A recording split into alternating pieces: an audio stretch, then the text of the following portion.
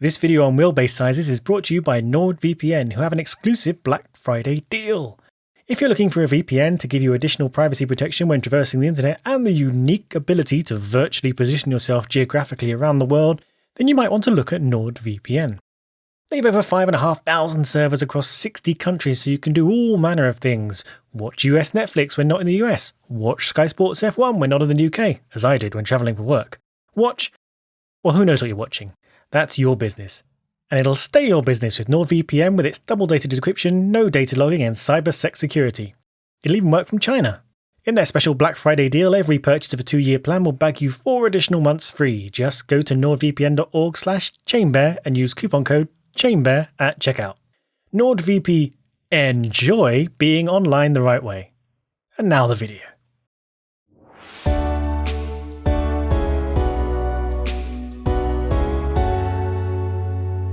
Something often alluded to but not given much explanation is the size of a car's wheelbase.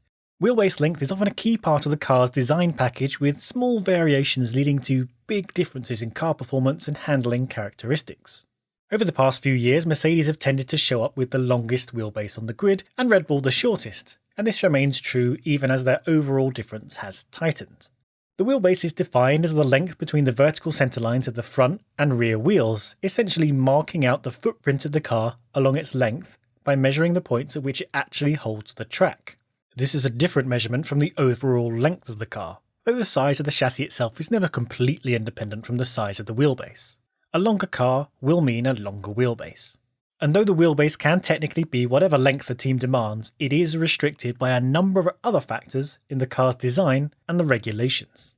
A car is a complete package of interacting features and variables, with few single parts being designed in isolation.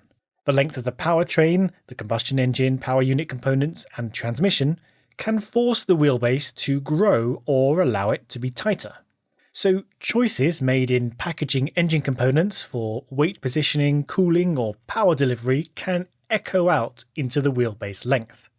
Similarly, the size and shape of the fuel tank can force a lengthening of the car, the powertrain, and as such, the rear axle. In 2010, with the ban on refuelling, the car's fuel tanks increased from about 90 litres in capacity to about 210 litres in order to hold the fuel needed to complete a race distance, though the size required dropped in 2014 with the super efficient hybrid power units.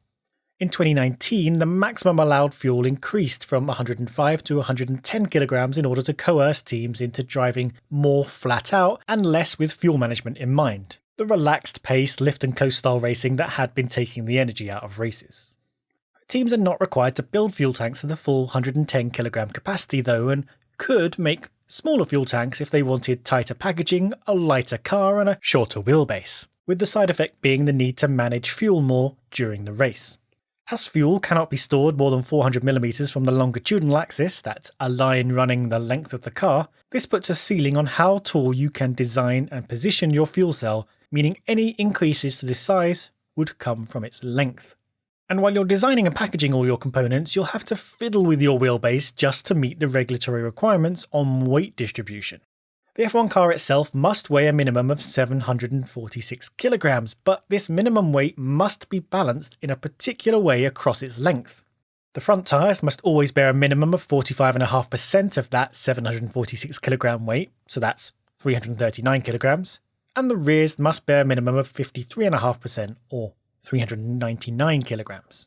This means if you move the engine forward in the car, away from the rear wheels, you might have to move the front wheels forward to balance the load across the car. All your design decisions have little consequences like this, which makes figuring out the perfect package a near impossible task. So now we've understood what wheelbase length is and what internal factors might push that length one way or another, let's ask, how does a longer or shorter wheelbase affect the performance and driving character of the car? The main benefit of a longer car is it gives you more space to place aerodynamic devices and more surface area to control aerodynamic flow. So between the front and rear axles there's more room to place turning vanes and barge boards up front, and more wiggle room to play with your flowing side pods in order to generate efficient downforce without airflow detaching or causing problems. And in particular, you can really beef up your diffuser size under the car, which is a massive part of the car's aerodynamic grip and even more so from 2022. This is really effective through medium to high speed corners, both giving you the downforce to plant your car firmly on the desired line at higher speeds and, with its larger footprint, giving the car more stable footing as it navigates these parts of the track. A larger wheelbase is a bit more stable and rides bumps better than a car with a shorter wheelbase, which is more easily unsettled by irregularities in the track surface. On the flip side though, a shorter wheel-based car is more nimble and can attack slower, tighter corners better than a longer car can. Think a little bit of trying to get a sofa through a bend in a corridor. Where a much shorter armchair can turn much more easily and navigate several routes around this tight bend, it can be incredibly tricky for the sofa to find a turning angle that allows it through. Pivot! Pivot! Pivot! Incidentally, that Friends episode is almost 22 years old now. That makes no sense. 22 years before this episode was 1977. I remember 1977. I started going to concerts and I saw the Led Zeppelins.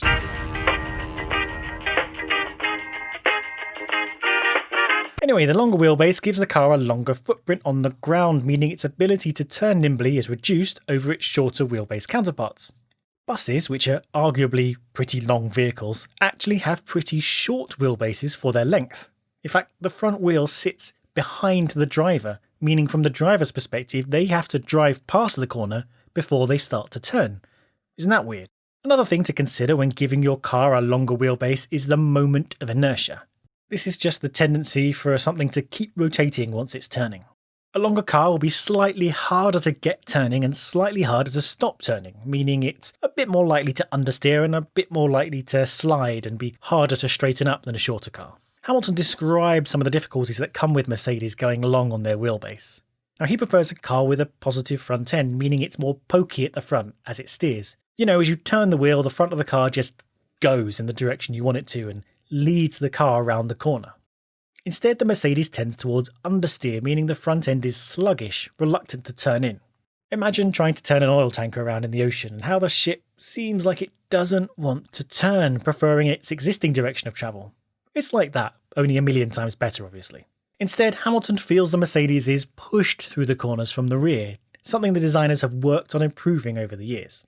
Managing the longer wheelbase by improving the aero balance across the car changes its behaviour as it corners, changing the steering angles needed to manipulate the car and the way it rotates through the turn. Now, in general, it's pretty much agreed that the cars are too big at the moment, and the good news is that 2022 brings with it a wheelbase restriction of 3600mm. For context, that's about 10 centimetres or 3 inches shorter than Mercedes' current layout, and 2 centimetres or 1 inch shorter than Red Bull's. This is a small start, but hopefully something that can be brought down more in future without compromising things like packaging and safety structures.